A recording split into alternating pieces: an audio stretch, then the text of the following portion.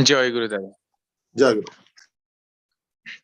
परम प्रेममय परम दयाल श्री श्री ठाकुर परम आराध्य जगत जननी श्री श्री बर्मा परम पूज्यपाद जुगाचार्य श्री श्री बड़दा परम पूज्यपाद श्री श्री आचार्य देवंकर हातोड़ चरण मोर विनम्र प्रणाम निवेदन करे। सांध्या सत्संग उपस्थित समस्त पूत पवित्र पांजधारी कर्मी वृंद भक्तिमती मातृमंडली श्रद्धेय गुरुभ्राता मंडली एवं छोट छोट पिला मोर आंतरिक राजय गुरु निवेदन करे। आज जो विषय जीवनवाद रही विषय को देखा पूर्व जितेबाला दादा भोग निवेदन कथा कहते प्रोग्राम शेड्यूल देखुली जन्मदिन ही मैक्सिमम भोग ऑफर होती आ गोटे श्राद्ध की दीटा जाक ही जीवन सहित जड़ित। जीवन रो प्रकृत उद्देश्य आरंभ होइथिला कोठू आ तार परिसमाप्ति कोठी एई जीवन जिज्ञासार बादटा ही होची जीवनवाद। बाद को आमे माने समस्ते इजिम बोली कहू। बाद शब्दटी संस्कृतर बद धातुर आसची ता माने कहिबा विलाप करिबा चित्कार करी उठिबा तदनुଯାयी गमन करी तार भावार्थ को परिपोषणी करी निजर चरितार्थ करिबा अर्थरे बाद शब्दर प्रयोग हुए किंतु पर समय बाद शब्द झगड़ा कली यही अर्थ में प्रयोग हैला। प्राथमिक पर्यायर किंतु यह नथिला। तेणु जो जीवनवाद कथा प्रकृत रे जीवर जन्म हवाटा अत्यंत वैचित्र्यमय स्थिति। जन्मदिन जेहेतु भोग निवेदन होती श्राद्ध भोग निवेदन होता ही कहवाकू चाहे ठाकुर तांकर जीवन काल भितर एभली कौनसी कथा आपण कहि परिबेनी जोड़ा से बाकी दे देकी चली जाइछंती माने छाड़ी जाइछंती आम पई करबाकू सबुर हिंट्स देइछंती आमे करबा आ पाइबा भी आमे किंतु सबुर कथा से कहि दे जाइछंती। एई जीवनवादर कथा ठाकुर निजे निजर कथा ही कहउछंती। मु जेतेबेले जन्म हेली माने तांकर जन्म सहित मनीषर जन्मटाको आमे तुलना करिबा जदिओ से परम पुरुष तांको संगे काहर कोनोसी तुलना नाही तांकरी उपमा से निजे ही किंतु जेतेबेले से धरावतरण करूचंती ता व्याख्या करबाकू जीवी नाही कारण ता तो अत्यंत अलौकिक आ विज्ञान विस्मय कथा ता नुह केवल गोटिए कथा जोठो आम मानकर जीवन आरंभ हुए सेई कथाटा ही कहिबी जे मनीष बा कौनसी गोटे जीव जन्म हवा पई केते कष्ट करे केते स्ट्रगल जदि मनीष एटा बुझी पारंता जे जन्म पाइबाटा ही ता पई जीवनर सबुठु बड़ साधना ताहले से एणु तेणु भावरे तार जीवनटा को नष्ट करंता नाही कारण जीवन आसीबा एते सोजा कथा नुहे। आपण देखिबे अनेक प्रकार गाइनिंग प्रॉब्लम रहिछि अनेक समय मिसक्यारेज मध्य हुए अनेक समय विभिन्न प्रकार त्रुटिवशत अनेक निसंतान जोग भोग करती तेणु संतानटीए लाभ करबा एते सोजा कथा नुही आ संतान भी संतान भली संतान हब बापा मांकर सम्यक तान सुंदर तालरे भल तालरे सम तान तान पुणी तन धातुर माने विस्तृति लाभ करिबा बापा मांकर चलनी विस्तृति जार आगमन से होची संतान पुणी बापा मां भल तालरे छंदरे जार आगमन से होची संतान। तेणु गोटे संतान को लाभ करिबा बापा मां जीवन जेमिति साध्य गोटे साधना ठीक से भली से आत्माटा पई से जीवात्माटा पई एटा गोटे बड़ साधना। ईश्वर पाखरे जेतेबेले आत्मा थाए सेतेबेले ताको आत्मा बोली कहंती आम मानक शरीर किंतु आत्मा नाही आम मानक शरीर अछि जीवात्मा मन बुद्धि अहंकार पंच इंद्रिय पंच ज्ञानेन्द्रिय पंच कर्मेन्द्रिय वृत्ति प्रवृत्ति यही सब खंजा ही गला पर आत्मा रूपांतरित हुए जीवात्मा को जीवात्मा भितर ही यही सब प्रकार कथा रही। ठाकुर प्रथम रु ही पुण्यपोथी बाणी देले आमी चाही शुद्ध आत्मा मु चाहे शुद्धात्मा आत्मा तो शुद्ध तांको पाखरु सृष्ट सी केतेबेले अशुद्ध हैला अशुद्ध हैला सेतेबेले जेतेबेले से जीवात्मा हैला जेतेबेले वृत्ति प्रवृत्ति समन्वित हैला जेतेबेले तार करणीय गुडाको से भूली गला तेणु तार अशुद्धिर दिगटा सेइठु ही आरंभ हैला। जन्म मृत्यु चक्रर रहस्यटाकू जो माने भेद करि पारंती से माने होचंती ब्रह्मवित् ब्रह्मवित् ब्रह्मीव भवति ବ୍ରହ୍ମବିତ୍ ମାନେ ନିଜେ ବ୍ରହ୍ମଙ୍କ ସହିତ ସମାନ, କାରଣ ବଞ୍ଚିବା ବଢିବାର ନୀତିରେ ତାଙ୍କର ଆଖି ସାମ୍ନାରେ ସ୍ପଷ୍ଟ ଭାବରେ ସେ ଦେଖିପାରନ୍ତି। ଆମେ ଦେଖିପାରୁନୁ, ଆମେ ଜାଣିପାରୁନୁ, ତେଣୁ ଆମେ ମାନେ ଭ୍ରାନ୍ତିର ଦିଗରେ ନିଜର ଜୀବନଟାକୁ ଗତିଶୀଳ କରି ଚାଲିଛୁ। ସେଇଟା ଆମର ବଡ ଦୁରାବସ୍ଥା। ଜୀବନଟା କେମିତି ସୃଷ୍ଟି ହେଲା ଯଦି ଆମେ ଜାଣିପାରନ୍ତୁ, ଜୀବାତ୍ମା ତ ରେଡି ହେଇକି ରହିଛି, କିନ୍ତୁ ଫୋରମ ପାଇବା ଦରକାର, ପ୍ଲାଟଫର୍ମ ପାଇବା ଦରକାର। ସେ ପ୍ଲାଟଫର୍ମ ହଉଛନ୍ତି ବାପା ଆଉ ମା। ବାପା ମାଙ୍କର ମିଳିତ ହବାର ପ୍ରଚେଷ୍ଟାରେ ହିଁ ଆତ୍ମା ଧରାବତରଣ କରେ। ଆଲୋଚନା ପ୍ରସଙ୍ଗ ପ୍ରଥମ ଖଣ୍ଡରେ ଆପଣ ଦେଖିବେ, ଆଲୋଚନା ପ୍ରସଙ୍ଗ 15 ଖଣ୍ଡ, ଆଲୋଚନା ପ୍ରସଙ୍ଗ ପଞ୍ଚମ ଖଣ୍ଡ, ଆଲୋଚନା ପ୍ରସଙ୍ଗ 22 ଖଣ୍ଡ। ଗୋଟିଏ କଥା ଠାକୁର ସ୍ପଷ୍ଟ ଭାବରେ ବ୍ୟାଖ୍ୟା କରିବାକୁ ଚାହିଁଛନ୍ତି ଯେ ଗୋଟିଏ ଥର ର ଜୀବାତ୍ମା କିଭଳି ସୃଷ୍ଟି ହୁଏ। ଜନ୍ମ ନବାଟା କଷ୍ଟକର ବ୍ୟାପାର କାହିଁକି? ଯୋଉମାନେ ସ୍ୱାଭାବିକ ମୃତ୍ୟୁକୁ ଛାଡି ଆତ୍ମହତ୍ୟାରେ ମୃତ୍ୟୁବରଣ କରନ୍ତି ସେମାନେ ଜନ୍ମ ପାଆନ୍ତି ନାହିଁ। ଆମ ମାନଙ୍କର ସାଧନାର ରହିଛି ଅଷ୍ଟାଦଶ ସ୍ତର, ତା ଭିତରୁ ପ୍ରଥମ 7ଟି ସ୍ତର ରହିଛି। ସେଗୁଡାକ ପ୍ରଥମ ସ୍ତରଟି ତ ହଉଛି ଭୂଲୋକ, ଯୋଉଠି ଆମେ ଚଳପ୍ରଚଳ କରୁଛୁ। କିନ୍ତୁ ମରିଗଲା ପରେ ଶରୀରଟା ସିନା ପଞ୍ଚମହାଭୂତରେ ବିଲୀନ ହଉଛି, ତାକୁ ପୋତୁ ଫିଙ୍ଗୁ, ସେ ଯାହାବି କରୁଛୁ ପୋଡୁ, ଯାହାବି କରୁ, ସେ ପଞ୍ଚମହାଭୂତରେ ବିଲୀନ ହବ। କିନ୍ତୁ ଆମର ଏଇ ଶରୀର ଉପରେ ଆହୁରି ଗୋଟେ ଶରୀର ରହିଛି, ଯାହାକି ହଉଛି କାମ ଶରୀର। ଆଲୋଚନା ପ୍ରସଙ୍ଗରେ ସବୁ ଆପଣ ପାଇବେ। ତାର ଉପରେ ଆଉ ଗୋଟେ ଶରୀର ରହିଛି, ଯାହାକୁ କି କହନ୍ତି କାରଣ ଶରୀର ବା ସୂକ୍ଷ୍ମ ଶରୀର। ଆମେ ଯୋଉ ନର୍କ ଯନ୍ତ୍ରଣାର କଥା ପୁରାଣରେ ଶୁଣିଛୁ, ବ୍ରହ୍ମ ବୈବର୍ତ ପୁରାଣରେ 86 ନର୍କ କୁଣ୍ଡର କଥା ବର୍ଣ୍ଣନା କରାଯାଇଛି। କେତେ ପ୍ରକାରର ଭୟ ଭୀତି ମଧ୍ୟ ଦେଖାଯାଇଛି। ଏହା କାହିଁକି? ଏହା ହୁଏତ କାଳ୍ପନିକ ହେଇପାରେ, କିନ୍ତୁ କର୍ମ ଅନୁଯାୟୀ ଫଳ ମିଳେ, ଏଥିରେ ତ କୌଣସି ଦ୍ୱିରୁକ୍ତି ନାହିଁ। ଏଇ କଥାଟା ତ କେହି ମନା କରିପାରିବେନି, ଅସ୍ୱୀକାର କରିପାରିବେନି। ତେଣୁ ମଣିଷ ଯୋଉ ପ୍ରକାର କର୍ମ କରିବ, ମଣିଷ ପାଇଁ ଯୋଉ କର୍ମଟାର ଫଳ ଯେମିତି କୁକୁର ବାଘ ପାଇଁ ତା ନୁହେଁ। ଯିଏ ଯୋଉ ସ୍ତରର ଆତ୍ମା ତା ପାଇଁ ପନିଶମେଣ୍ଟ ମଧ୍ୟ ସେତେ ଷ୍ଟ୍ରଙ୍ଗ। ମାନେ ଗୋଟେ 79 ନମ୍ବର ରଖିଥିବା ପିଲାକୁ ଆମେ ନମ୍ବର ବଢିକି କେବେ 80 ନମ୍ବର କରୁନା, କିନ୍ତୁ 29 ନମ୍ବର ରଖିଥିବା ପିଲାଟାକୁ ପାସ୍ କରିବା ପାଇଁ ଆମେ 30 ନମ୍ବର ଦଉ, କାରଣ ସେ ପାସ୍ କରିବ। 79 ନମ୍ବର ପିଲାଟାକୁ 80 କରାଯିବନି, କି 89 ନମ୍ବର ପିଲାକୁ 90 ମଧ୍ୟ କରାଯିବନି, କାରଣ ତାର ଯୋଗ୍ୟତା ଅଛି, ସେ ଲେଖିଲେ ପାଇବ। 29 ନମ୍ବର ପିଲାଟା କିନ୍ତୁ ଫେଲ ରୁ ବଞ୍ଚିବା ପାଇଁ ତା ଉପରେ ଗ୍ରସ୍ ପାସ୍ କରାଯାଏ, ତାକୁ ଦୟା କରିକି ଅନୁଗ୍ରହ କରି ପାସ୍ କରି ଦିଆଯାଏ। ତେଣୁ ମଣିଷ ଯେତେ ଉନ୍ନତ ସ୍ତରକୁ ଉଠି ଉଠି ଯାଏ, ତାର ଟିକେ ଟିକେ ଭୁଲ ପାଇଁ ତାକୁ ସାଂଘାତିକ କର୍ମଫଳ ଭୋଗ କରିବାକୁ ପଡେ। ତେଣୁ 20 କୋଟିରୁ 30 କୋଟି ଗୋଟିଏ ଥର ଇଜାକୁଲେସନ ଅଫ ସିମେନରେ 20 କୋଟିରୁ 30 କୋଟି ଜୀବାତ୍ମା ଥାନ୍ତି। ତା ଭିତରୁ ସବୁ ଗୁଡାକ ହିଁ ମରିଯାଆନ୍ତି ଯୋନି ଦେଶରେ।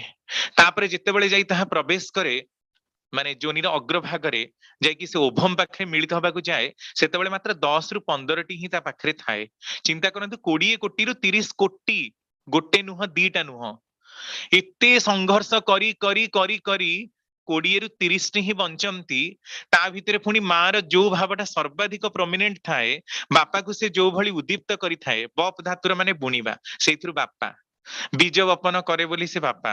ତେଣୁ 20-30ଟା ଭିତରୁ ଗୋଟେ ଯୋଉ ଭାବଟା ପ୍ରମିନେଣ୍ଟ ଥାଏ, ସେ ଏକା ସ୍ତରର କିଛିଟା ଆତ୍ମା ଓହ୍ଲେଇ ଆସନ୍ତି କାମଲୋକରୁ ଫର୍ଟିଲାଇଜ ହବା ପାଇଁ କି। ସବୁଠୁ ମ୍ୟାକ୍ସିମମ୍ ପ୍ରମିନେଣ୍ଟ ଥିବା ଭାବଟି ଫର୍ଟିଲାଇଜଡ ହୁଏ, ଗର୍ଭାଧୃତ ହୁଏ, ସମାୟନ ବା ଯୁଗ୍ମନ ପ୍ରକ୍ରିୟା ବୋଲି ଆମେ କହୁ, ଫର୍ଟିଲାଇଜେସନ। ମାନେ ଚିନ୍ତା କରନ୍ତୁ, 20 କୋଟିରୁ 30 କୋଟି ଜୀବାତ୍ମା ଭିତରେ ଆମେ ହଉଛୁ ଗୋଟିଏ ଜୀବାତ୍ମା ଯେ କି ଜନ୍ମ ନେଇଛୁ।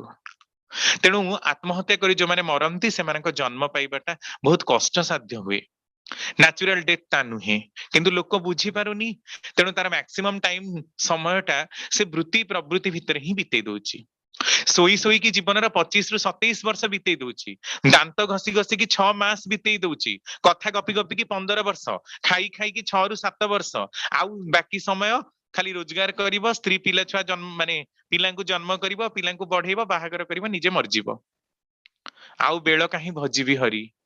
ଜୀବନର ଗତିପଥଟା ତାହେଲେ ପ୍ରକୃତିରେ କୋଉଠି ରହିଛି ଆପଣ ଚିନ୍ତା କରନ୍ତୁ।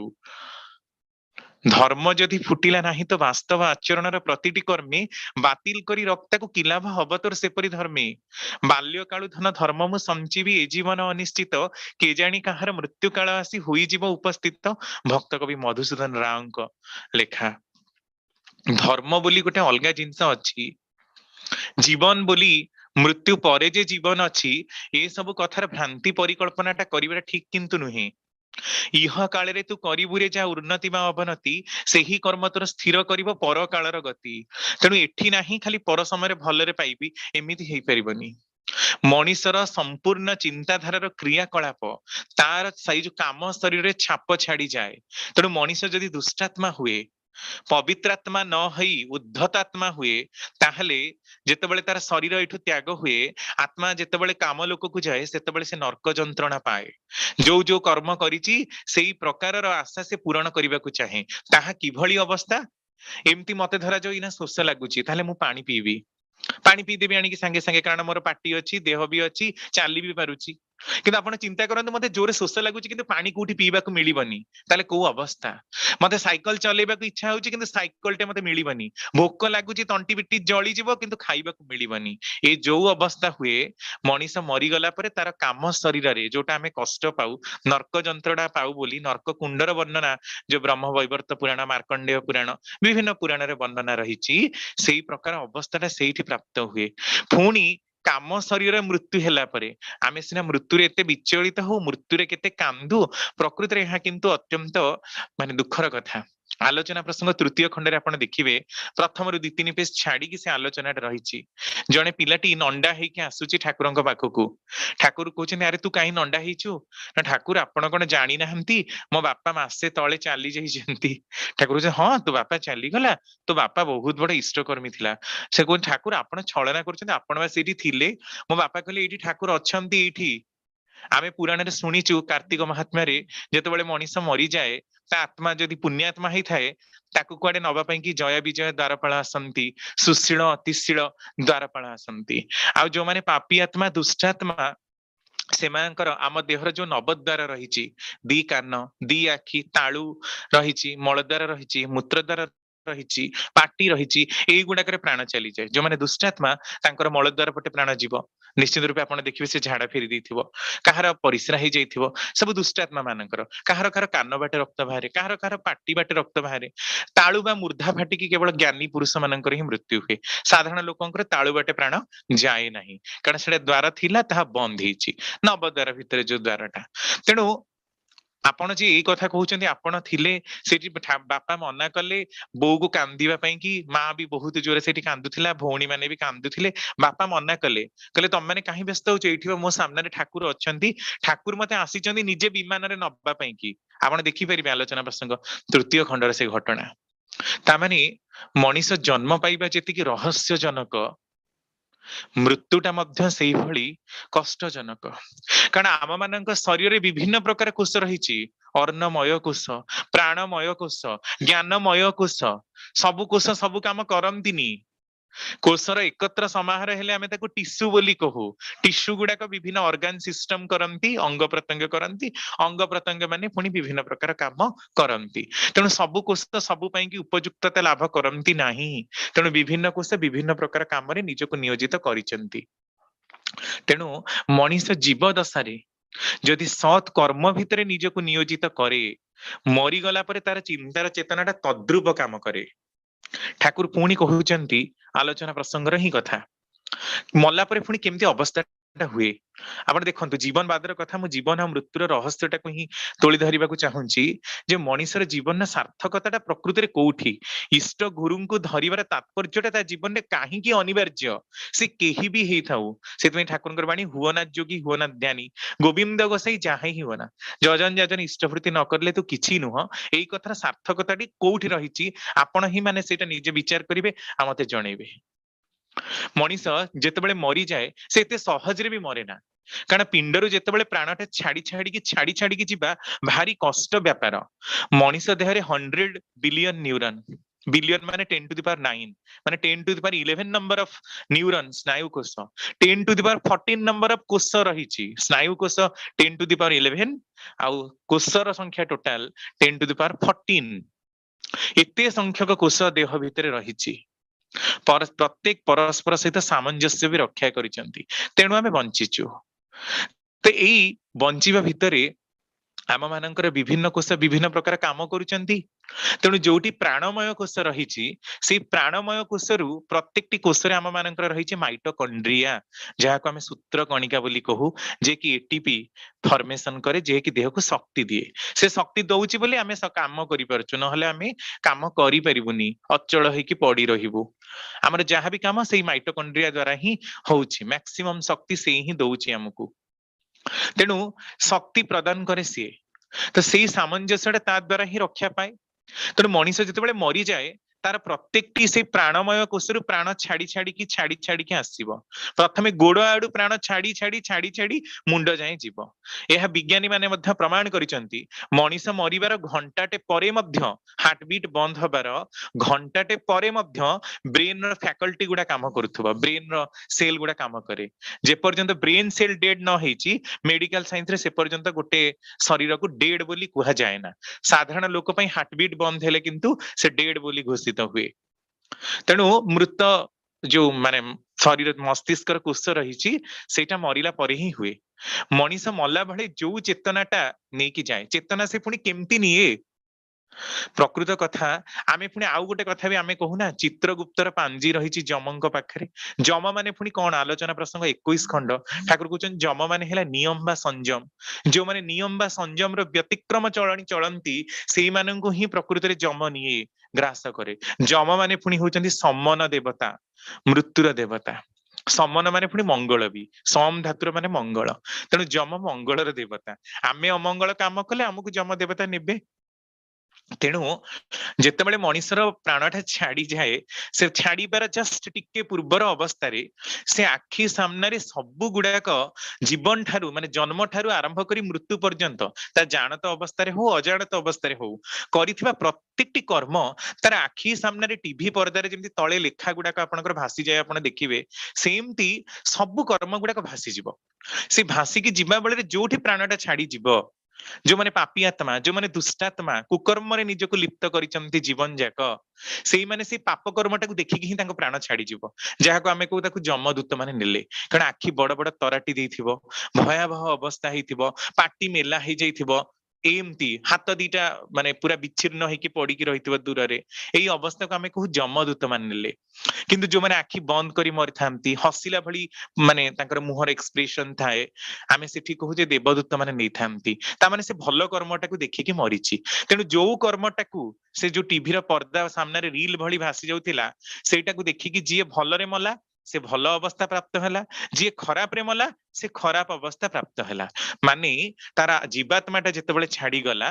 तार काम शरीरटा आस्ते आस्ते उपरको उठिबाकू लागिला आ सेई चेतनाटाकू नेकी गला एठी स्थूल शरीरर मृत्यु घटिला मृत्यु परे पुणी आमे कांदू किंतु कांदिबा कथा नुहे से आत्मा को बहुत कष्ट हुए से आसिकी बुझेबा को चेष्टा मध्य करे जे तुमे माने कांदना मु एठी अछि किंतु आउ शरीर नथिबारु से बुझेइला परे भी आमे तो केही देखि पारुना तेणु आमे जो दशाह कर्म करू आपण देखिथिबे दशाह कर्म रे छांचुणी रे पिटा जाए कंटा पिटा जाए गोटे कदली को अमुहा करी काटी दिया जाए ई सब कोन ठाकुर एगुडा को बहुत आलोचना करिसंती शोकाघात आ शौच पालन ई सब अवस्थाटा कोन जब भी हो तो एथिरे मंत्र पाठ द्वारा ताको सूचा जाए जे तुमे आउ ए लोकर बासी नुह तुमको ए स्थान को परित्याग करने को पड़िबो तेणु दशाह कर्म सरला परे से आत्मा एठु विगत हुए विगत है कि जीव कोठी की ना काम लोक को से लोकरे जाइकी काम शरीरटा 5 रु 50 वर्ष जाए रहिबो साधारण आत्मा माने 5 रु 50 वर्ष भीतर ही प्रायतः जन्म पांती पाप पुण्यर विचार हुए पाप पई से कष्ट भोग करे आमे सुनिचु जे युधिष्ठिर जेतेबेले नर बा गुंजरे अश्वत्थामा हत्त बोली कहिथिले सेतेबेले गोटे थर पई तांको नरक दर्शन करिवार कथा आमे पुराण रे सुनिचु ता माने एया जे गोटे मुहूर्त पई काम लोकरे तांकर आत्मा संजीवित हेइथिला किंतु आमे माने तो पूरा पापी आत्मा युधिष्ठिर तो कंप्लीटली पुण्य आत्मा थिले धर्मात्मा धर्मर अवतार तेणु आम मानकर पापी आत्मा मानकर कौन हुए ना 5 रु 50 वर्ष जाए आमे काम लोकरे जंत्रणा पाऊ आमे चाहू तो बहुत किछि पाइबाकू किंतु पाउना सेटा ही कष्ट चाहिबाटा न पाइबाटा ही दुख सेई जो कष्ट सेई जो ज्वाला जंत्रणाटाकू पुराण रे विभिन्न प्रकार कुंभीपाक नरक रौरव नरक असीपत्र नरक मूत्र पूज एमती विभिन्न प्रकार नरक 86 नरकर कथा वर्णना रही ठाकुर कहते एगुड़ा सब कौन जान मनीष जिते मरी जाए तार चेतनाटा जो 10 दिन भितर फटकी ता देह भितर जो चेतनाटा जो चेतना शक्ति जो चिद रूपेण आम गाउचे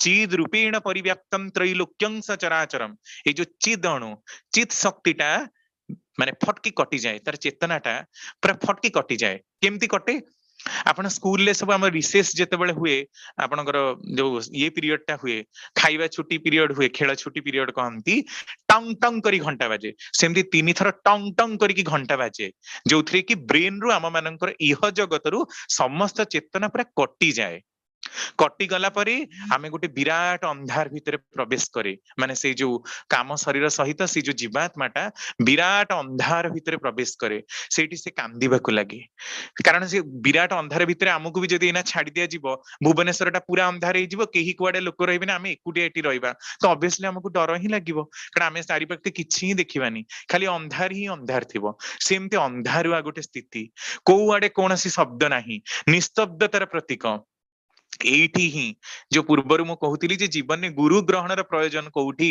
ठाकुर कहउचंती जीव दशा भितर जो माने सद्गुरु को ग्रहण करिथांती गुरुंकर सत नाम को मनन करिथांती एठी आमे जो मंत्र भी गाउछन ओम ब्रह्म पर ब्रह्म कुल मालिक राधा स्वामी दयालंक चरण रे प्रणामी पर ब्रह्म माने कौन परा काଳରେ जे बुद्धिर खबर रखंती पर काଳରେ इह काल तो एठी आमे इष्टभूति सब दउचे जानि पारुचे मरिगला पर आमे किछि जानि पारुने कि पूर्व जन्मर स्मृति भी हमर मने नाही तो पर काଳରେ मरिगला परे मध्य जे मोर बुद्धिर खबर रखिबे से होचंती पर ब्रह्म तेणु से जो चेतनाटा टंग करके कटि गला बेल बाजिला खणी क्षणी से चारिआडे खाली बुलिबाकू लागिबो भटकीबाकू लागिबो ताकू बहुत डर लागिबो से काम शरीरटाकू सेठी जो माने जीव दशारे गुरुंकर नाम पाइथांती गोटे माने आलोकर पथटा से जो नामटा आलोक हेकी तांकर सेठू ही कढेई निये बाटटाकू उपरकू स्वर्गलोक आउरी बहुत सारा लोक रहिची जे जो स्तर आत्मा से जाय जीव ताको कढेई निये किंतु साधारण लोक जो माने जीव दशारे गुरुंकर नाम को मनन करंतिनी गुरु ग्रही नुहंती सेमानकर चेतना सेटु व्याघात कटि जाए तो सेमाने बहुत रु बहुत ही कष्ट पांती ए कष्ट को आपण केमती विचार करि परिबे केमिति पूर्व जन्म और पर जन्म को कोरिलेट करा जाए ठाकुर एटा कहिचंती आपण देखिबे अनेक लोक एबे भी आमरी पाखरे भी थिबे जो माने ब्लडी इंसिडेंट देखिले माने रक्त र घटी थिबा कोनसी घटना देखि बेहोश हो जानती माने माने डेयरिंग जिंस को सहय करि पारंतिनी बहुत ऊपर महला को गले तांकु डर लागे माने डरटा गोटे भारी प्रोमिनेंट ता माने पूर्व पूर्व जन्म मानकरे तांको सहित एई प्रकारर कोनसी घटना घटिची आउ जो चेतना की तांको मुंडरे अद्यावधि जीवित रहिची तेनु जेतेबेले से माने सेई प्रकारर घटनार संस्पर्श रे आसुचंती तांकु सेई घटना गुडाक भारी मन पड़ी जाउची तेनु फटकी से माने डर पाई जाउचंती तेनु जहार जो दिग प्रति आपण देखिबे तिके दुर्बलता रहिची पानी प्रति कहार भय रहिची केते जण त फुनी हिमालय पहाड़ ऊपर भी जंप प्रदान करबाकू डरु नाहंती ता माने केते ओभर डेयरिंग से माने भयटाकू पूरा काटी देइचंती सेमती जो जिंस प्रति जहार आकर्षण बा विकर्षण रहिची एहा पूर्व पूर्व जन्म गुडाकर गति जो माने संपूर्ण रूप रे ए जन्म रे पियाज रसुण माछ मांस खाइबाटाकू टोटली माने जमा खाई ही नाहंती माछ मांस प्रति तांकर कोनोसी भाव ही नाही से माने जानी ही नाहंती तार टेस्ट कोन ता माने पूर्व पूर्व जन्म मानकर से माने से माछ मांस पियाज रसुण को छाड़ी चंती तेनु ए जन्म रे ता प्रति तांकर टिके हेले भी आसक्ति नाही एमिति सब कोरिलेट करा जाय पारे विभिन्न घटना को ताकू जॉइंट करी की फुनी आपनको भृगु संहिता रे भी जातक रे लग्न उल्टेइले जेते लग्न उल्टेई चलिबे सेते पूर्व पूर्व जन्मर वृत्तांत गुडाक भी धरा पड़िबो जा भी हो तो गुरुंकर से जो सतनामटा आलोकर वर्तिका हिसाब रे पथ हिसाब रे सेइथरु ही बाट कढेई नै जाए तेनु जीव दशारे जो माने गुरु ग्रहण करंती सेई मानकर जीवनटा ही सुफल भाबरे ही गति करे तापरे 5 रु 50 वर्ष काम लोकरे जंत्रणा पाइला परे साधारण भाबरे आत्मा माने जन्म हुंती एकनिष्ठ वैज्ञानिक एकनिष्ठ साधक साधिका माने ही स्वर्ग लोक को जामती सेठी मध्य रेस्टिंग पोजिशन ने सुहंती आ तापरे उपयुक्त बापा मांकर गर्भ तांको पई खंजा गले सेई प्रकारर आत्मा माने आसिले से माने पुनी लैंड करिवे समस्ते स्वर्गलोक रे जे रेस्टिंग पीरियड रही परिबेनी काम लोकरु ही नरक जंत्रणा पाई के आसंती आ सेटा ब्रेन ने तांकर मेमोरी हिसाब रे स्टोर हे की थाए सेटा से पर्यंत जे पर्यंत मनीष निज प्रवृत्ति रे उन्नति न करी दैवी गुण को जागृत न करी आसुरिक गुण भितर निज को वर्ती की रखिछि पक्के की रखिछि सेही प्रकारर आत्माटा ही कष्ट साध्य व्यापार रे निज जीवन को गतिशील करेइबो ଏଇ ହେଲା ଜନ୍ମ ମୃତ୍ୟୁ ଚକ୍ର। ଆହୁରି ବହୁତ ରହିଛି, କିନ୍ତୁ ତାକୁ ବର୍ଣ୍ଣନା କରିବାକୁ ଗଲେ ସମୟ ସାପେକ୍ଷ, ବୁଝିବା ମଧ୍ୟ କଷ୍ଟ। ତ ଏଇଥିପାଇଁ ଯୋଉ କଥାଟା ଯେ ଜୀବନ ପାଇବାଟା ଯେତେ କଷ୍ଟ, 20 କୋଟିରୁ 30 କୋଟି ଜୀବାତ୍ମା ଭିତରେ ମୁଁ ଗୋଟିଏ ଆତ୍ମା ଲ୍ୟାଣ୍ଡ କରିଛି ଏତେ କଷ୍ଟ ଭିତରେ, ତ ଏ ଜନ୍ମଟାକୁ କଣ ଏମିତି ବୃଥା କରିକି ହିଁ ମୁଁ ମାନେ ପଠେଇଦେବି? ଖାଲି ଭଲ ଭଲ ଖାଇକି ରୋଗ କରିବି, ଆଉ ଅସତ୍ ଦୃଶ୍ୟ ଦେଖି ଅସତ୍ ହେଇଯିବି, ଅସତ୍ କର୍ମ କରି ନିଜର ଜୀବନଟାକୁ ଯଦି ନିର୍ବାହ କରିଦିଏ, ତାହେଲେ ଏଇ ଯୋଉ ଦୀର୍ଘ 50, 60, 70 ବର୍ଷର ମୋର ଜୀବନଟା, ତାହା କେବଳ ହିଁ କେବଳ ନଷ୍ଟର ଗତିରେ ଚାଲିଲାନି କି? ତେଣୁ ଜୀବନର ସାର୍ଥକତାଟା ମଣିଷର କୋଉଠି ରହିଛି ନା ଈଶ୍ୱର ପ୍ରାପ୍ତିରେ। ସମସ୍ତେ କହନ୍ତି ଜୀବନର ଏକମାତ୍ର ଉଦ୍ଦେଶ୍ୟ ଈଶ୍ୱର ପ୍ରାପ୍ତି, କିନ୍ତୁ ଈଶ୍ୱର ପ୍ରାପ୍ତି କେମିତି ହୁଏ ଏକଥା କେହି ଜାଣନ୍ତି ନାହିଁ। ଈଶ୍ୱରଙ୍କୁ ପ୍ରାପ୍ତ କେମିତି କରାଯାଏ? କଣ ସାଧନା କରି 2 ଜନ୍ମ 3 ଜନ୍ମ 5 ଜନ୍ମ 100 ଜନ୍ମ ତପସ୍ୟା କରି ଆଜ୍ଞା ଚକ୍ରରେ ଈଶ୍ୱରଙ୍କୁ ଦେଖିଲେ ହିଁ ଈଶ୍ୱର ପ୍ରାପ୍ତି ହୁଏ? ଠାକୁର ଏଇଟା ଆଲୋଚନା ପ୍ରସଙ୍ଗ 3ୟ ଖଣ୍ଡରେ ବି ମାନେ ମନା କରିଛନ୍ତି। ପୁଣି ଆମେ ଶଙ୍କରାଚାର୍ଯ୍ୟଙ୍କର ଜ୍ଞାନ ମାର୍ଗରେ ଦେଖୁ ବ୍ରହ୍ମୈବ ସତ୍ୟ ଜଗତ ମିଥ୍ୟା, ବ୍ରହ୍ମ ହିଁ ହଉଛନ୍ତି ସତ୍ୟ ଆଉ ଜଗତ ମିଥ୍ୟା। ଏଇ ସବୁ କଥାଟା କିନ୍ତୁ ଭଲ ହେଇନି। ଜଗତଟା ମିଥ୍ୟା କେମିତି ହେଲା? ପୃଥିବୀର ତ ଅସ୍ତିତ୍ୱ ରହିଛି, ତାହେଲେ ପୃଥିବୀ ମିଥ୍ୟା କେମିତି ହେଲା? ମୋ ବାପା ମା ତ ଅଛନ୍ତି, ସେମାନେ ମିଥ୍ୟା କେମିତି ହେଲେ? ତାହେଲେ ଏଠି ଶଙ୍କରାଚାର୍ଯ୍ୟ କଣ ମିନ୍ କରିବାକୁ ଚାହିଁଛନ୍ତି? ବ୍ରହ୍ମ ମାନେ ପୁଣି କଣ? ବଞ୍ଚିବା ବଢିବାର ମାର୍ଗ ଯାହାଙ୍କ ଭିତରେ ନିହିତ, ଯାହା ବୃଦ୍ଧି ପ୍ରାପ୍ତ ହୋଇ ଯାହା କିଛି ହୋଇ ମଧ୍ୟ ତା ହିଁ ରହିଛି, ତା ହିଁ ବ୍ରହ୍ମ।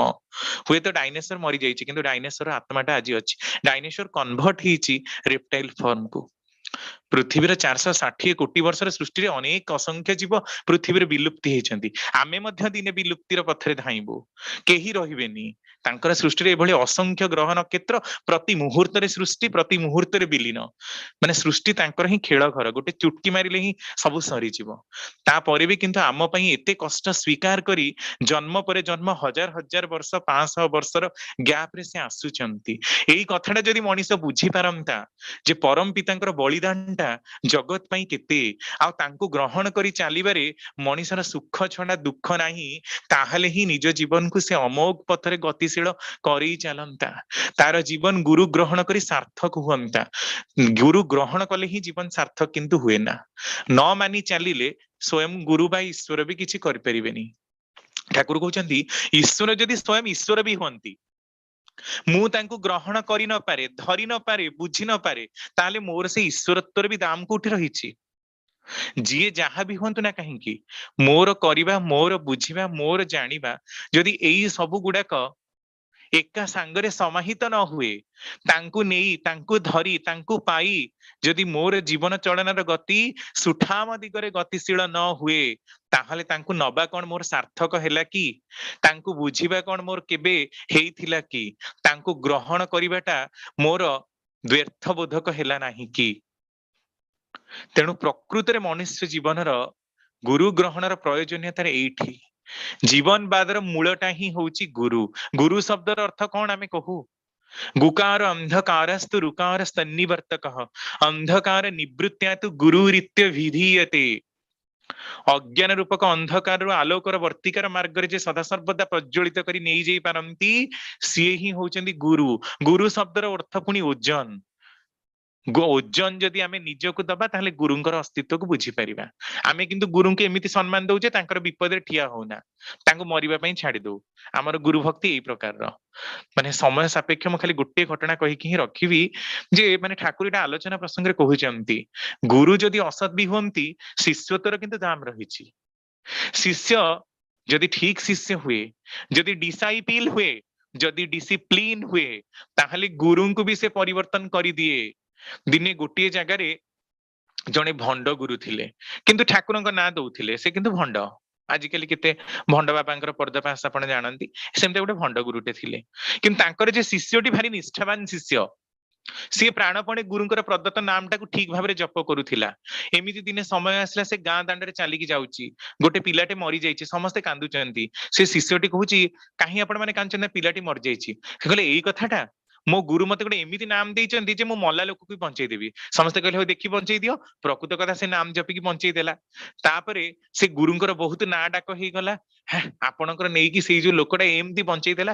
ଗୁରୁ ପୁରା କୁଣ୍ଢେ ମୋଟ ଛାତି ତାଙ୍କର, ମୁଁ ଦେଇକି, ତାମାନେ ମୁଁ ବି ସିଦ୍ଧ ହେଇଗଲି, ସିଏ ଭାବିଲେ। ଏମିତି ଦିନକର ଘଟଣା, କାରଣ ଏକା ମାଘ କେବେ ଶୀତ ଯାଏନି। ଦିନକର ଘଟଣା, ସେ ଗୁରୁ ବି ଯାଉଛନ୍ତି ତାଙ୍କ ଚେଲା ଚାମୁଣ୍ଡାଙ୍କୁ ଧରିକି, ପ୍ରବଳ ଜନସମାଗମ, ପୁଣି ରାସ୍ତାରେ ଗୋଟେ ଲୋକଟେ ମରିକି ପଡିଛି। ସମସ୍ତେ କହୁଛନ୍ତି ଆପଣ ହଉଛନ୍ତି ସେଇ ଗୁରୁ, ଆପଣଙ୍କ ଶିଷ୍ୟ ବଞ୍ଚେଇଥିଲା, ଶିଷ୍ୟ ବଞ୍ଚେଇଛି ମାନେ ତ ଆପଣ ସିଓର ବଞ୍ଚେଇ ପାରିବେ, ବଞ୍ଚାନ୍ତୁ। ଆଉ ଯେତେ କଲେ ବି ବଞ୍ଚିଲା ନାହିଁ। ତାପରେ ସମସ୍ତଙ୍କ ଲାଠି ପ୍ରହାର, ଶିଷ୍ୟମାନେ ମଧ୍ୟ ଦରମରା। ଏକଥା ଯାଇ ପହଞ୍ଚିଲା ସେଇ ଶିଷ୍ୟ ପାଖରେ ଯିଏ ବଞ୍ଚେଇଥିଲା। ସିଏ ପୁନର୍ବାର ଆସିଲା, ପୁଣି ବଞ୍ଚେଇଲା। ସେ ଗୁରୁ ମଧ୍ୟ ଲାଙ୍ଛାଟ ହେଇକି ପଡିଗଲେ ସେ ଶିଷ୍ୟ ପାଖରେ। ତାହେଲେ ଶିଷ୍ୟତ୍ୱର ଦାମ କୋଉଠି? ତାମାନେ ଠାକୁରଙ୍କର କହିବାର ଉଦ୍ଦେଶ୍ୟ ଯେ ତୁମେ ଯଦି ନିଷ୍ଠାବାନ ହୁଅ, ନିଷ୍ଠାର ସହ ଲାଗି ରୁହ, ତାହେଲେ ଯୋଉ କଥା ନା, କୋଟି ବର୍ଷ କରୁ ଯଦି ନାମ ସଂକୀର୍ତ୍ତନ, ତଥାପି ନ ମିଳେ କେବେ ବ୍ରଜେନ୍ଦ୍ର ନନ୍ଦନ। ଥରେ ମାତ୍ର କୃଷ୍ଣ ନାମ ଯେତେ ପାପ ହାରେ, ଜୀବର କି ସାଧ୍ୟ ଅଛି ସେତେ ପାପ କରେ। ତେଣୁ ତା ମାନେ କଣ, ଗୋଟେ ଥର ନାମ ଜପିବି ପୁଣି ପାପ କାମରେ ଲିପ୍ତ ରହିବି ନା। ଏଇ ସଂକଳ୍ପ କରିବା ଦରକାର, ଜୀବନ ବ୍ୟାପୀ ମୁଁ ଆପଣଙ୍କର କଥା ମାନି ଚାଲିବି। ଆପଣଙ୍କ କଥାଟାକୁ ପ୍ରଶ୍ନ ମୋର ଅସ୍ତ ଯାଉ ଯୁକ୍ତି ଅପସରି, ତୁମରି ବ୍ରତ କରିବି ପାଳନ ମରଣକୁ ସ୍ତବ୍ଧ କରି। ମୁଁ ଅକାଳ ମୃତ୍ୟୁକୁ ହଜେଇ ଦେବି। ମରଣକୁ ସ୍ତବ୍ଧ କରିବା ମାନେ ଅକାଳ ମୃତ୍ୟୁକୁ ହଜେଇ ଦେବି। ଆପଣଙ୍କ କାମରେ ଏମିତି ଲାଗି ରହିବି, ମୋର କିଛି ଦରକାର ନାହିଁ। ଠାକୁର କହୁଛନ୍ତି ଆମେ ମୁକ୍ତି ଦିତେ କାତର ନାହିଁ, ଆମେ ଭକ୍ତି ଚାଇତେ କାତର। ଭକ୍ତି ଦେଖିବାକୁ ମୁଁ କାତର ହେଇକି ଅଛି। ମୁକ୍ତି ତାଙ୍କର ବାଁ ହାତର ଖେଳ, ଚୁଟକି ମାରି ଦେଇଦେବେ। କିନ୍ତୁ ଆମ ଭିତରେ ସେ ଶ୍ରଦ୍ଧା ଅଛି ତ, ଆମ ଭିତରେ ସେ ଭକ୍ତି ଅଛି ତ, ତାଙ୍କୁ ଗ୍ରହଣ କରି ଚାଲିବା ପାଇଁ ଆମର ସେ ଆବେଗ ଅଛି ତ। ଗୋଟେ ପାଦ ଆମେ ଆଗକୁ ବଢେଇବା, ତାପରେ ସେ କଣ କରିପାରୁଛନ୍ତି ନ କରିପାରୁଛନ୍ତି ସେ ପର କଥା। ତେଣୁ ଜୀବନ ବ୍ୟାପୀ ଯେ ଆମକୁ ଆଶ୍ରୟ ଦେଇଛନ୍ତି, ସେଥିପାଇଁ ଠାକୁର କହୁଛନ୍ତି ଏତେ ତ ବ୍ରତ ତପ କଲ, ଏତେ ଜପ ହୋମ, ଏତେ ସବୁ କାମ କଲ, ଏଇ ଗୋଟିଏ ଥର ଏଇ ବୁଢା ବ୍ରାହ୍ମଣଟା ହାତରେ ତମ ଜୀବନଟାକୁ ଟିକେ ଦେଇ ଦେଖ ତ, ଜୀବନଟା ପରିବର୍ତ୍ତନ ହଉଛି କି ନା। ସବୁ କଲ, ସବୁ କରି ତ ଦେଖିଲେ ଯେ କିଛି ହଉନି। ଏଇ ଗୋଟେ ଥର ଟିକେ ଭରସା କରି ଦେଖ, ଟିକେ ବିଶ୍ୱାସ ଜନ୍ମେଇ ଦେଖ ନିଜ ଅନ୍ତର ଭିତରେ, ଯେ ପ୍ରକୃତରେ ଏଠି ଜୀବନ ପରିବର୍ତ୍ତନ ହୁଏ କି ନା। ଆଉ ଜୀବନ ପରିବର୍ତ୍ତନ ହୁଏ ସେତେବେଳେ ଯେତେବେଳେ ପରିବର୍ତ୍ତନର ଧାରା ମୋ ଭିତରେ ଅବ୍ୟାହତ ଭାବରେ ଜାରି ରହିବ। ନହେଲେ କିନ୍ତୁ ତାଙ୍କୁ ଗ୍ରହଣ କରିବା ଆଉ ସାର୍ଥକ ହବନି। ତେଣୁ ଜୀବନ ବ୍ୟାପୀ ସଦା ସର୍ବଦା ଯେ ଆମ ମାନଙ୍କର ଜୀବନୀୟ ଚଳନୀକୁ ନିୟତ ଭାବେ ଗତି କରିବା ପାଇଁ କି ଚେଷ୍ଟାଶୀଳ, ସେଇ ପରମ ଗୁରୁଙ୍କର ଆମେ ମାନେ ଶରଣାଶ୍ରିତ। ତାଙ୍କ ଠାରୁ ଆମେ ମାନେ ସମସ୍ତେ ଆନିତ। ଆମେ ମାନୁ ବା ନ ମାନୁ, ଆମେ ସେଇ ଈଶ୍ୱରଙ୍କର ହିଁ ସତ୍ତା ବିଶେଷ। କାରଣ ଆମର ଗ୍ରହ ନକ୍ଷତ୍ର ସବୁ ସେଇ ଗ୍ୟାସ କଣିକାର ଛିଟା, ଆମ ମାନଙ୍କ ଶରୀର ବି ସେଇ ଗ୍ୟାସ କଣିକାର ଛିଟା। ଆମ ମାନିବା ନ ମାନିବାରେ ତ ବିଜ୍ଞାନ ପରିବର୍ତ୍ତନ ହବନି, କି ଆମ ମାନିବା ନ ମାନିବାରେ ସୃଷ୍ଟି ତତ୍ତ୍ୱ ବି ବଦଳି ଯିବନି। ଆମେ ଯିଏ ଯାହା କହୁନା କାହିଁକି, ଆମେ ତାଙ୍କର ହିଁ ଅଂଶବିଶେଷ। ତେଣୁ ଈଶ୍ୱରଙ୍କୁ ଭଲ ପାଇବା ମୋର କର୍ତ୍ତବ୍ୟ ନୁହେଁ। ବାପାଙ୍କୁ ଭଲ, ବାପା ମାଙ୍କୁ ବି ସେବା କରିବା, ସମସ୍ତେ କହନ୍ତି ଏଇଟା କର୍ତ୍ତବ୍ୟ। କର୍ତ୍ତବ୍ୟ ନୁହେଁ, ଜମା କର୍ତ୍ତବ୍ୟ ନୁହେଁ। କ୍ୟାନ୍ ଗଡ୍ ବି ଥ୍ୟାଙ୍କଡ? ଆମେ ସମସ୍ତେ ଭଗବାନଙ୍କୁ many many thanks, many many happy returns of the day ଆମେ ଲେଖିଦଉ। ଭଗବାନ କଣ ପ୍ରକୃତିରେ ଧନ୍ୟବାଦର ପାତ୍ର? ଯଦି ଭଗବାନ ସମସ୍ତଙ୍କର ଜନ୍ମଦାତା ହୁଅନ୍ତି, ବା ଈଶ୍ୱର ସାରା ଜଗତର ସୃଷ୍ଟିକର୍ତ୍ତା ହୁଅନ୍ତି, ସକଳ ଶକ୍ତିର ଆଧାର ହୁଅନ୍ତି, ତାହେଲେ ସେ ଖାଲି ଜଷ୍ଟ ଏଇ ଧନ୍ୟବାଦର ଜଷ୍ଟ ମାନେ ଏଇଟା ଗୋଟେ କ୍ୱେଶ୍ଚିନ୍ କରିବା ଦରକାର, କ୍ୟାନ୍ ଗଡ୍ ବି ଥ୍ୟାଙ୍କଡ ବାଇ ଅସ୍? ନା ସେ ତାଠୁ ଯଥେଷ୍ଟ ଅଧିକା। ଧନ୍ୟବାଦ କାହାକୁ ଦିଆଯାଏ? ଯୋଉମାନେ କ୍ଷଣିକ ଉତ୍ତେଜନା ବଶତଃ ସାହାଯ୍ୟ କରନ୍ତି, ଧନ୍ୟବାଦ ତାଙ୍କୁ ଦିଆଯାଏ। ଯାହାଙ୍କଠୁ ଏ ଜୀବନ, ଯେମିତି ସନ୍ଥ କବୀର ଗୋଟେ କଥା କହିଲେ, ସ୍ତ୍ରୀ ସ୍ୱାମୀକୁ ମାନେ ସ୍ୱାମୀ ତାର ଗୋଟେ ଭଲ ଉପହାର ଦେଇଛି ବୋଲି ସ୍ତ୍ରୀ ବୁଲି ବୁଲିକି ଦେଖଉଛି ସେ ହାରଟାକୁ, ମୋ ସ୍ୱାମୀ ଆଜି ମତେ ଏଇଟା 20 ଲକ୍ଷ ଟଙ୍କାରେ କିଣିକି ଆଣିଛନ୍ତି ଆମେ କହୁଛୁ। କିନ୍ତୁ ଯିଏ ବେକ ଦେଇଛନ୍ତି ତାଙ୍କ କଥା କହିବାର କଥା ଆମେ କେବେ ଭାବୁନା। ତାଙ୍କ କଥା କହିଲେ ସତେ ଆମେ ବେକ କଟିଯିବ। ତେଣୁ ଯିଏ ମାନେ ସକଳ ଶକ୍ତିର ଆଧାର, ସମସ୍ତଙ୍କ ଭିତରେ ପ୍ରାଣ ସଞ୍ଚାର କରିଛନ୍ତି, ତାଙ୍କୁ କଣ ଆମେ ଧନ୍ୟବାଦ ଦବା ଆଉ ତାଙ୍କୁ ଭଲ ପାଇବାଟା ବି ଆମର କର୍ତ୍ତବ୍ୟ?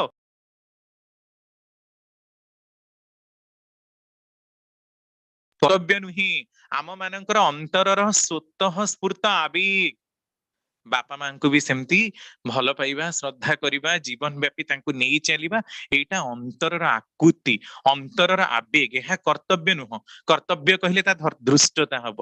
ତେଣୁ ଈଶ୍ୱରଙ୍କୁ ଭଲ ପାଇବା, ଈଶ୍ୱରଙ୍କର କାମ କରିବା, ତାଙ୍କର ନୀତିବିଧି ଅନୁସାରେ ଚଳିବା, ଏଇଟା ଆମର ଐକାନ୍ତିକ ଧ୍ୟେୟ।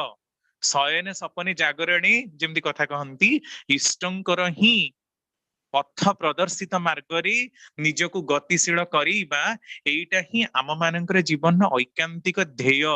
ତାଙ୍କୁ ଭଲ ପାଇବା ଆମ ଜୀବନର କର୍ତ୍ତବ୍ୟ ନୁହେଁ। ତେଣୁ ଜୀବନ ବ୍ୟାପୀ ମଣିଷର ଯୋଉ ଅସୁମାରୀ ସାଧନା, ଜୀବନ ବ୍ୟାପୀ ଯୋଉ ସାଧନା ଜଡିତ ହେଇ ରହିଛି, ତାହା ଆମ ମାନଙ୍କର ଐକାନ୍ତିକ ଧ୍ୟେୟ। ସେ ହଉଛନ୍ତି ପରମ ପୁରୁଷ, ସେ ହଉଛନ୍ତି ପରମ ଭୂତ ମହେଶ୍ୱର, ଲୋକ ଶିକ୍ଷକ।